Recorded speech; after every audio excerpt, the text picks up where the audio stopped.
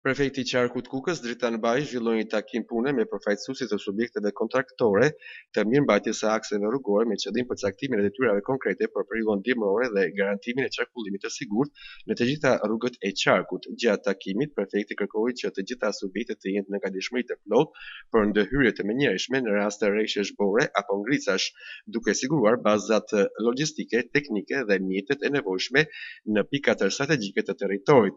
Ne duhet të jemi të përgatitur për çdo situatë që mund të paraqitet gjatë muajit të dimrit në mënyrë që asnjë aks rrugor të mos mbetet i bllokuar dhe qytetarët të kenë siguri në lëvizje, theksoi Baji.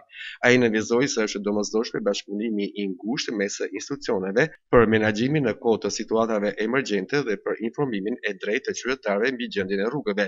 Strukturat e policisë do të bashkëndojnë veprimet me subjektet kontraktore për të lehtësuar qarkullimin dhe për të shmangur bllokimet. Gjithashtu ula e qartë se rrugët nacionale do të konsiderohen të qarkullueshme vetëm nëse lëvizja mund të kryhet pa përdorimin e zinxhirëve. Në të kundërt, ato nuk do të klasifikohen si rrugë me siguri të plotë qarkullimi dhe do kërkohet kufizim i lëvizjes deri në përmirësimin e kushteve. Në përfundim të takimit, prefekti Baji kërkoi nga të gjithë subjektet që të hartojnë plane veprimi konkrete me orare pune, personel në gatishmëri dhe inventar të plotë të mjeteve për të siguruar që çdo reagim të jetë i shpejtë dhe efikas.